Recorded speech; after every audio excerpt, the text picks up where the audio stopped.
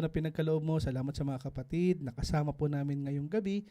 Kahit karamihan ay nasa trabaho, but mas ginusto po nila na yung kanilang break time ay gamitin para po sa pag-aaral ng iyong salita.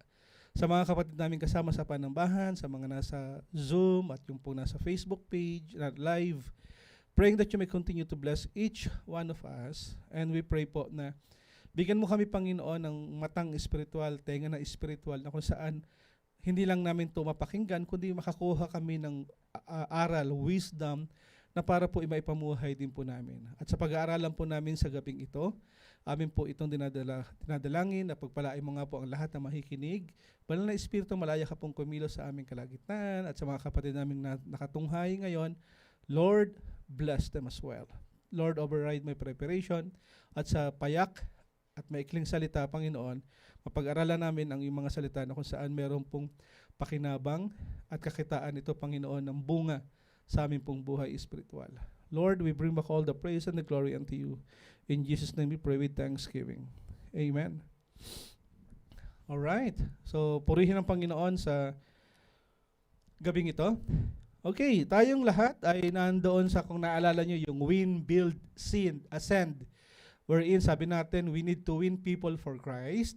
And syempre, kailangan natin siyang i-equip, i-build up, tulungan na kung saan ay pag-aralan ng salita ng Panginoon at kung paano niya rin naman ito maipapamalita, mai-share, maipapahayag sa iba. And hindi lang natin sila i-build up or i-equip, we will send them out as well. Kaya naman, as we go, we make disciples. So tayo ay nasa session 6. And ang pag-uusapan natin is yung about so what? So what the Bible says. Okay? So next week ay meron pa tayong 2 session na pag-aaralan. So kung naalala nyo po last week, si Kuya Alan po yung nagturo. Ano? Sabi niya doon nung last week, that's not what I meant. So parang sinasabi dito na sa paghahanap daw po natin ng kahulugan, yung quest for meaning, sabi doon parang sana tayo daw yung katulad ng mga napapanood natin doon sa CSI, kung naalala nyo yung TV series na yon. So pinag-aaralan nila lahat nung nakikita nilang bagay, they observe, ano yung mga significance, the ebidensya o yung importante, paano ito nangyari, and they keep on asking critical questions as if na para silang mga investigador. Tapos dito sabi doon, sa paghahanap natin ng kahulugan, yung quest for meaning, dapat may kasama ito ng mga tanong na tinatanong pa. Yung mga tanong na bakit niya sinabi yon, anong dahilan, para kanino ba ito niya sinasabi, para bakit nangyari iyon, saan nangyari, kailan nangyari. At kapag ganito yung ating pong intentionality sa pag-aaral, ito po ay matutulungan tayong matuklasan ang kahulugan at gaano kahalaga yung kasulatan o yung Biblia sa ating pong pang-araw-araw na pamumuhay. Okay? So meron tayong principle na sinasabi that there is only one interpretation but many application.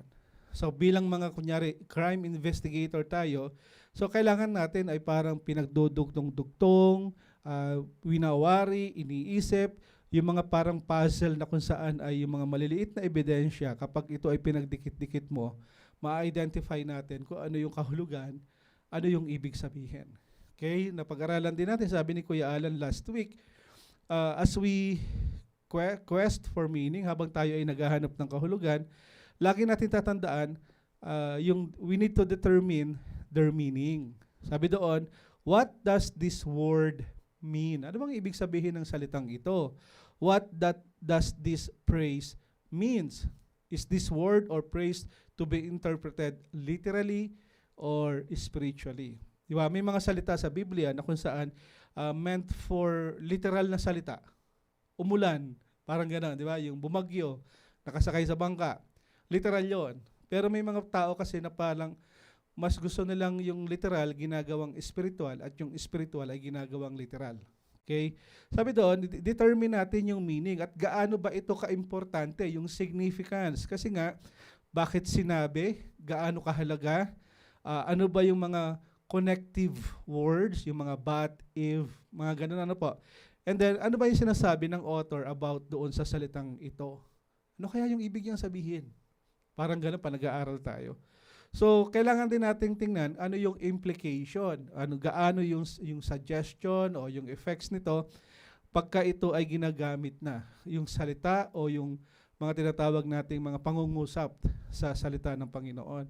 At sabi doon, we need to determine keywords, verses, or ideas. Sa ano ba yung, paano niya ina-express yung ideas, ano ba yung purpose ng author, and paano nila ito ginagawa.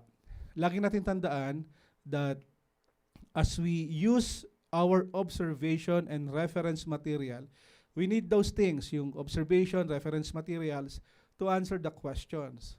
Okay?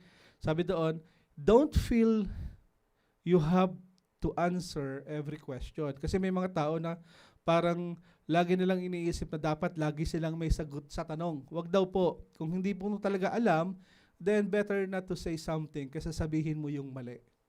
Okay po? Maging maingat tayo, especially kapag tayo ay sumasagot, kapag ang pinag-uusapan ay salita po ng Panginoon. Okay? In search for a passage meaning, there is no end to the question that can be raised. Sa paghahanap daw po ng kahulugan, okay, ng ibig sabihin o nung kahulugan, walang katapusan po yung mga tanong na maaari nating makaharap o maaari nating sabihin o pag-isipan.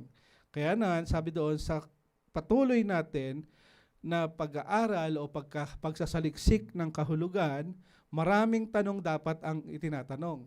Mas maraming information ang makukuha, mas magiging maayos po yung ating interpretation. Nakukuha po. Ito yung mga tinatawag na somehow kung meron kang creative minds. Ito yung mga tao na kung saan ay yung parang hindi mapakali kapag binasa lang. Hindi may ibig sabihin pa ito eh. Parang ganon. Okay po? So sabi doon, sa ating pong pag-aaral, wag daw po tayong ma-distract. Wag tayong maguluhan, wag tayong out of focus kasi nga po ang primary goal natin is to discover what the author meant by what he wrote. Isipin natin, ano ba yung ibig sabihin ng author doon sa kanyang mga isinulat. Kaya nga sa bawat tanong na ibinibigay, dapat malalapit tayo doon sa katotohanan o doon sa ating layunin. At yung ating layunin nga po, yung goal natin is to observe at the same time kasama sa goal natin yung pong maintindihan po ng maayos yung pong ating pinag-aaralan. So, pag napag-aralan natin to, meron tayong mga reference materials, may mga cross-reference tayo, may mga live application, Bible study, may mga live app, may mga Bible apps tayo makikita. So what? Diba? Ano na? So sa pag-aaral natin ngayon, tingnan natin ano bang ibig sabihin ng so what. Maybe pwede itong so what the Bible says.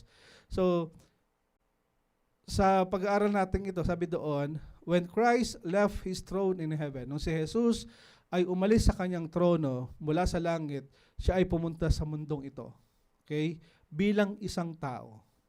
Kaya sabi doon, sabi ni John, doon sa John 1:14, the Word became flesh. Yung salita, yung berbo ay naging laman, naging tao, naging laman ang salita. Parang ganun yung pagkakasabi doon. Sabi dito, Jesus fleshed out the Word of God. It is as if God's Word is the genetic code and Jesus is the physical manifestation of that code. Kaya sinasabi natin dito na kung saan ang Panginoon pa rin po, kahit na siya ay mula sa langit before, ay bumaba sa lupa, at siya ay nagkatawan tao, sabi doon, ang Diyos ay nandun pa rin sa kanyang business na kung saan He want to fleshing out His Word. Okay? Dito pinapakita natin na sa pamamagitan po ng buhay ng kanyang anak, He fleshed out the Word.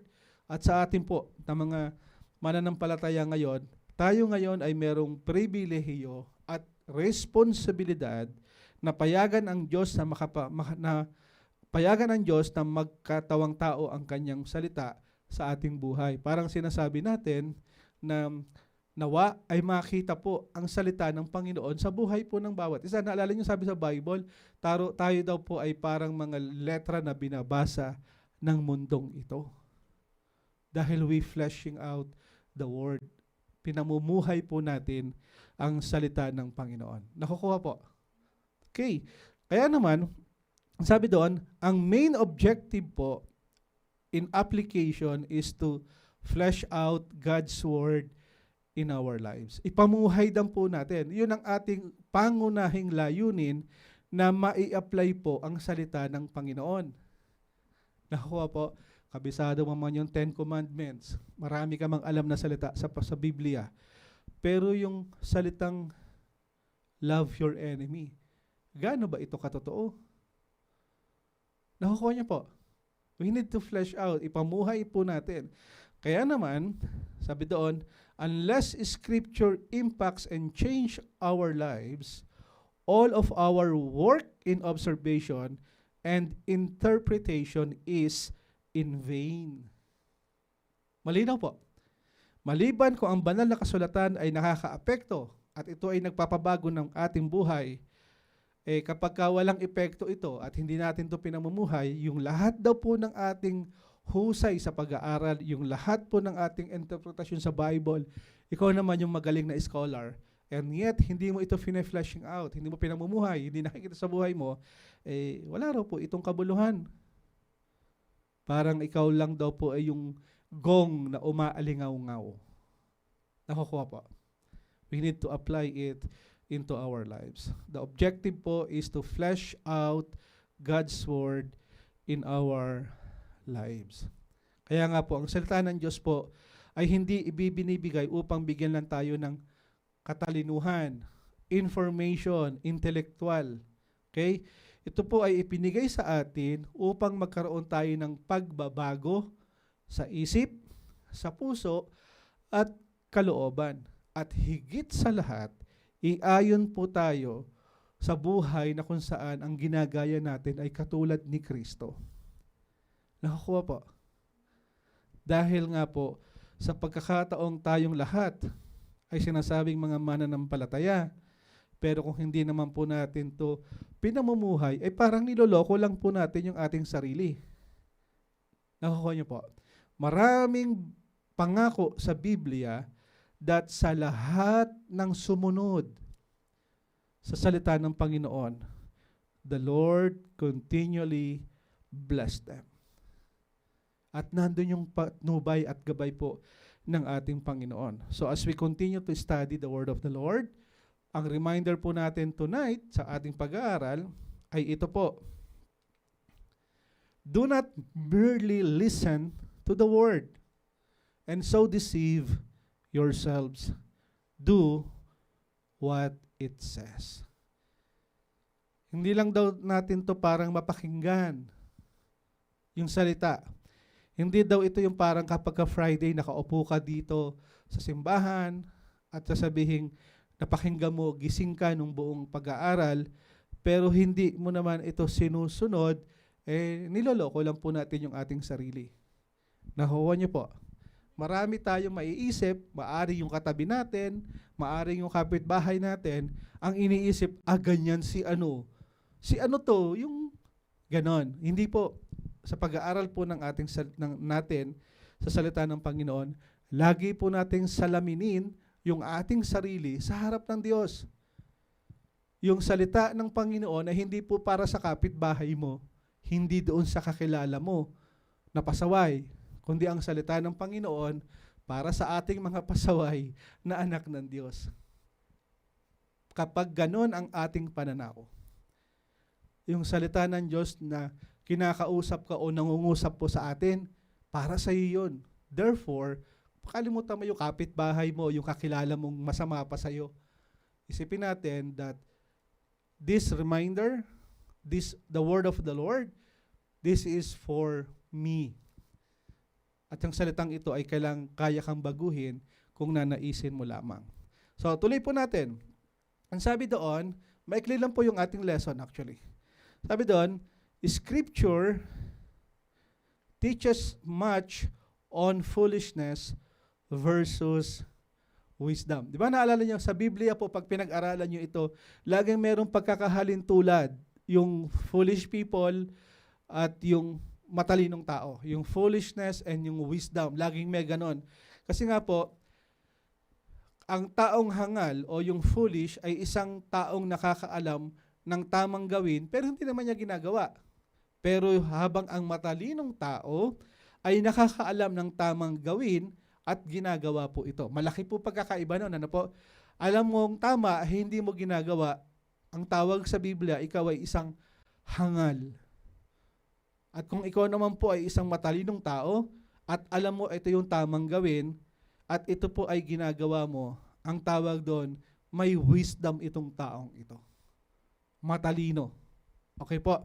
Kaya naman, pag-aralan natin, paano ba mapaghihiwalay ang taong mangmang at ang taong matalino? Nakukuha niyo po. Okay. Sabi doon, be sure of this, that a knowledge of God's word by itself does not make one wise. Tiyakin daw po natin na ang mismong kaalaman sa salita ng Diyos ay hindi po ito nagpaparunong sa bawat isa. Kundi tinatawag nating may nagbabago, nagpapabago. Kaya nga yung Bible, yung 2 Timothy 3:16, nakakatulong ito dahil reproof, rebuke, teaching, di ba po? Para doon yun, para sa atin ito. Kaya naman, sabi doon, you can be an expert in biblical truth and even possesses degree to prove it, but unless that truth is lived out through your life, it is only head knowledge. Marami sa atin ang maraming information na alam. Grabe, ang daming alam na Bible verses, di ba? Pagka tuturo mong gano'n, sasabihin niya kung ano yung Bible verse. And I'm so blessed sa mga taong ito. And yet, kapag ka naman wala namang nagbago, walang transformation, kundi puro information, baka hindi naman din tugma. Baka ikaw ay napapabilang doon sa mangmang at hindi ka naman talaga matalino sa harap ng Diyos. Nakukuha niyo po? Ayun, may malakas na nag-amen dito. Kaya nga doon, sabi doon, maging matalino po tayong lahat. Maging matalino ang lahat na kung saan sa ating pong oras, ang Diyos po ay hindi humahanga sa dami ng ating alam. Kung hindi, mas na humahanga ang Panginoon sa mga taong nagtitiwala at sumusunod sa Kanyang salita, sapagkat ang salita ng Panginoon ay buhay. Nakakuha po. Kaya sabi natin, pag nagbabasa tayo ng Biblia, may conviction na sinasabi. Merong transformation na nangyayari. Kaya nga sabi doon, yung ibig daw sabihin ng spiritual wisdom, it is knowing God's truth, trusting God's word, and incarnating God's word. Okay? So, paano ito? Paano natin mapag-aaralan? Paano tayo magiging matalino sa pag-aaral po ng ating salita sa pag-aaral ng salita ng Diyos? Yung tinatawag nating spiritual wisdom. Meron tayong tinatawag na acrostic. Meron tayong application acrostic. I don't know, some of you ay alam na ito, some of you ay ginagawa na. So before, nung nag-aaral ako, yung acrostic na alam ko ay yung SOAP, S-O-A-P. Okay? And then lately, ito yung nag-stand out. Ito yung maraming gumamit dahil mas applicable or mas madaling intindihin itong tinatawag nating acrostic na space. Sabihin nyo nga po, space. Ayan. Doon sa ating PowerPoint, ang sinabi doon, ano ba yung ibig sabihin ng space? Isahin po natin. Ang sabi doon, ano yung S? Sins. Are there sins I need to confess? In our personal application from the scripture, gamitin natin tong space na sinasabi, yung una S, sins. Pangalawa, P, promises. Are there promises for me to claim? Tapos, yung attitude or yung action. Are there attitude or action I should adopt or avoid? Tapos yung C is commands. Are there commands I ought to obey? How about yung E? Examples. Are there examples for me to follow? But then we add yung pong T, yung truth, na kung saan, are there truth to believe? Sa pag-aaral po natin ng salita ng Panginoon, hindi naman po lahat, pag nagbabasa tayo, asa na yung space? Makakukuha ka ng isang papel, tapos meron kang isusulat na space sa ganitong chapter. May mga pagkakataong, hindi lahat ito ay may sagot. Yung space, yung meron bang scene, meron bang promises, meron bang action, may command ba or may example to follow. Okay? So sa pag-aaral po ng ating salita, sabi doon, observe, observe, observe. Kapag ka ito po ay naka-inculcate o nasa mind mo na o nasa heart mo na, or sabihin natin you are used to it, okay? Yung pong space na tinatawag natin, yung acrostic na ito, madali mo po itong makikita sa pag-aaral po ng salita ng Panginoon. Okay? Kapag ito po ay sabihin natin parang nasa sistema mo na, okay, nasa discipline mo na, yung word na ito, madali mong makikita. Okay, ito yung dapat kong i-confess. Ito yung pangako ng Panginoon, susulat ko ito. Nakukuha niyo po? At kadalasan, lalabas yung ano yung dapat na pagbabago, ano yung utos na dapat ko sundin, at ano yung example for me to follow. So, sa pag-aaral natin, lagi natin tandaan, if there are any sins to confess, then confess it. Nakuha niyo po? If there are any promises to claim, claim it. Sabi dun sa next slide. If there are any attitudes or action to adopt or avoid, then do it. And if there are any commands to obey, obey it. If there are any example to follow, follow it. And if there are any truth to believe, then believe it. Nakukuha niyo po? Sobrang simple yung pag-aaral. Use the acrostic space, yung space ng salita, to find out points of application in our study. Okay? I would suggest, kung gusto nyo pong i-apply po ito, kunin nyo po lahat ng pag-aaral about the parables. Ang dali po. Sa parables, di ba? Nakikita nyo at madali po itong mai-apply. Okay? So, suggestion lang po ito. Okay. So, paano natin ito ngayon i-apply? We have 5 remaining slides and then we will wrap up po sa gabing ito. Ang sabi doon, application principles from Mark 4:35 to 41. Ganito po yan. Sabi doon, basahin po natin yung Mark 4:35 to 41. Remember, ito rin po yung example na ibinigay ni Kuya Alan last week at yung ibinigay ko pa nung before week, yung nakaraang linggo pa. Ang sabi doon, that day when evening came, he said to his disciples, "Let us go over to the other side," leaving the crowd behind. They took him along just as he was in the boat. There were also other boats with him. A furious squall came up, and the waves broke over the boat so that it was nearly swamped. Jesus was in the stern, sleeping on a cushion. The disciple woke him and said to him, "Teacher, don't you care if we drown?" He got up. He rebuked the wind and said to the waves, "Quiet, be still." Then the wind died down, and it was completely calm. He said to his disciples, "Why are you so afraid? Do you still have no faith?" Sabi doon sa 41, they were terrified and asked each other, "Who is this? Even the wind and the waves obey him." How we will apply yung principles ng pinag-aaralan natin. Okay? Ito yung mga lumabas sa tanong. Our greatest strengths often become our worst weakness. Sabi doon sa 4:36 to 38. Okay? Akala nila, sabi doon, no, sa 36 to 38, ano sabi? Leaving the crowd behind, they took him along as just as he was in the boat. There were also other boats with him. A furious squall came up, and the waves broke over the boat, so it was nearly swamped. Jesus was in the stern, sleeping on a cushion. The disciple woke him up and said to him, "Teacher, don't you care if we drown?" Isa iniisip natin, walang pakialam ito, parang ano bang nangyayari, parang nakikita natin lahat. And yet, sabi doon, minsan yung ating pong strength, nagiging ating weakness. So, pinapakita lang po talaga that sa nangyaring ito, check natin yung ating pong sarili.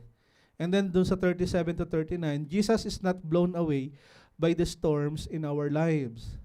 Di ba? Kaya niya lahat pakalmahin. Even doon sa buhay na meron tayo, di ba? Pag may mga challenges ahead of us. And then sabi doon, sa 39, Jesus has the authority over the things that swamp our lives. Sabi doon sa 39, He got up, rebuked the wind, and said to the waves, "Quiet, be still." And then the wind died down, and it was completely calm. Ibig sabihin, meron naman talagang say ang Panginoon. He can control the wind. Kaya niyang utusan ito. At minsan parang tayo ay nalulunod sa buhay na ito. Jesus has the authority. Nakukuha niyo po? Ina-apply na natin to sa ating buhay. And sabi doon, sa 35 to 40, Jesus does not want us to have fear, but to have faith in Him instead. If you're going to read Mark 4, 35 to 40, okay, ipinapakita dito that ayaw ng Panginoon na tayo talaga ay matakot. Kapag kakasama natin siya dun sa boat, sa bangka, kasama natin siya sa ating buhay, kumbaga. Okay, anumang bagyo ang dumating, hindi ka dapat matakot dahil kasama mo si Jesus. At kung paano niya pinakalma yung lahat ng halos malunod sa ila sa isang salita ng Panginoon. With His authority, kaya niya paayusin lahat yon. Parang sa buhay natin. Di ba? Maraming unos, maraming problema, parang lulubog na. And yet, by His authority, maayos ang lahat. Nakukuha niyo po. As you read, as you follow, as you observe, as you study, as you interpret, there is always Jesus doon sa mga pinag-aaralan natin. Bakit? Dahil siya naman po talaga ang focus ng salita ng ating pong pinag-aaralan. So, sa pagkapatuloy, before we end, tandaan natin, the truth in these principles, when based on scripture can be used to renew our minds in order to transform our lives. Mas gusto po ng Panginoon yung transformation kaysa sa information. Mas gusto ng Panginoon na marami kang memorized na Bible verse, mas mainam na ipinamumuhay mo po ang salitang ito. So what the Bible says, doon po tayo lagi tumingin.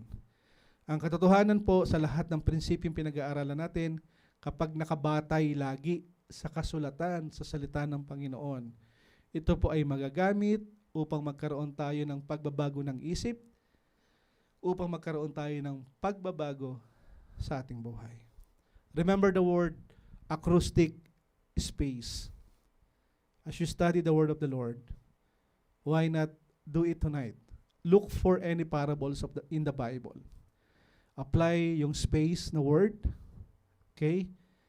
Kung merong kasalanan, confess. Kung merong promises, claim it. Kung merong mga dapat i-avoid, do it. Nakukuha niyo po. At kung may mga kailangang katotohanan na dapat pong ipamuhay natin. At the end of the day, alam natin na anumang bagay na ginagawa natin sa Panginoon, the Lord, ang Panginoon po, mula sa langit, nakatingin yan sa lupa. At hinahanap niya yung kanyang mga anak na merong puso na kung saan gustong magbago. And as we study the word of the Lord, kausapin natin ng Panginoon, Lord, ano po yung gusto mong gawin ko? At ano yung gusto mong i-claim? Ano yung gusto mo, Lord, na i-confess ko? By the help and the power of the Holy Spirit, the Lord will answer our prayer. Sa lahat ng taong naghahangad na maluwalhati ang Panginoon, hindi sayang kapatid, magbuhos ka ng oras para sa Panginoon, because the more you know Him, the more you love Him. And the more you love Him, the more you obey Him. Again, sa pag-aaral po natin, Session 6, So What? So what the Bible says. Next week, pag-aralan po natin, sabi doon, look for the book, character, and topical studies. Okay? So again, meron tayong PDF files. Kung gusto niyo po ng copy, let us know. Any PH Arabia members, merong copy yan. Pwede namin kayong bigyan libre. Pamigay niyo po mga kapatid sa mga may gusto. At kung gusto nilang mapag-aralan ito on their own, encourage them to watch our online video sa YouTube. Makakatulong po ito ng malaki. I hope sa gabing ito, kahit po maikli yung ating pag-aaral, sana po ay nakatulong, sana po ay naging malaman, at loobin po nawa ng Panginoon na habang sinasaliksik natin siya, tayo ay maghangad ng hunger and thirst to know Him. And ask the Lord, Lord, I am willing to do exactly what you want me to be. Let us pray. Heavenly Father, thank you po sa pag-aaral namin ng iyong mga salita. At sa maikling pag-aaral na ito, Panginoon, loobin mo nawa na ito ay mangusap sa mga kapatid ko na naghahangad, na nagnanais po na mas makilala ka. And I pray, Lord, that you may continue to bless each one of us. As we seek you, Lord, alam naming hindi ka pumadamot. At habang hinahanap ka namin, lalo ka pong nagpapakita.